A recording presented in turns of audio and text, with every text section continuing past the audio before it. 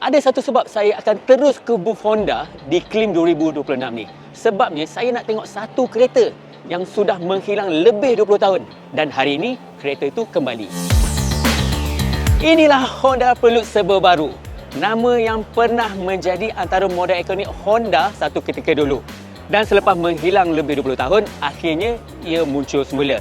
Saya rasa ramai yang datang Klim nanti pun akan terus cari kereta ni. Dan saya faham kenapa. Tapi masa saya tengok Prelude Serba Baru ni, saya mula perasan satu perkara yang menarik. Honda sebenarnya bukan sekadar membawa Prelude ke Klim.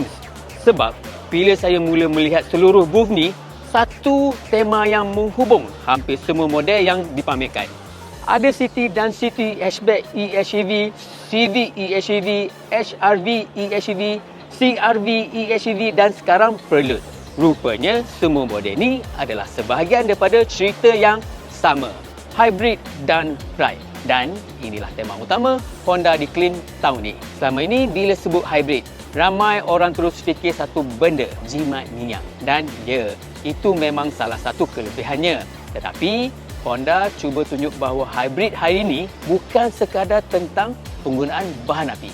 Contohnya Civic eHEV masih mempunyai pemanduan yang menyeronokkan, masih responsif, masih sedap dibawa. Kemudian ada HR-V eHEV dan CR-V eHEV untuk mereka yang perlukan ruangan yang lebih besar, untuk kegunaan harian, untuk keluarga, tetapi masih lagi menikmati kelebihan hybrid yang sama.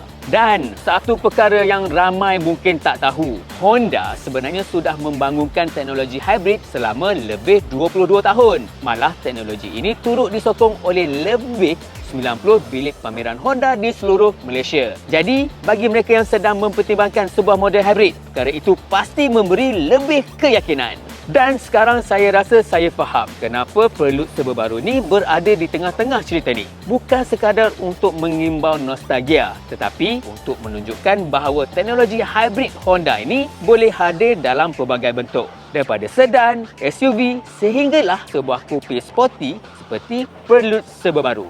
Datang ke Klim. Selain tengok Prelude Serba Baru, anda juga boleh melihat sendiri rangkaian semua model hybrid daripada Honda ni. Bukan setakat tengok je. Yang sedang mencari kereta baru, inilah peluangnya sebab ada kempen Double Bonanza Reward. Maksudnya, promosi yang ada sekarang ni campur lagi dengan ganjaran tambahan. Wow, serius banyak ganjaran. Ganjaran ni takkan dapat tempat lain.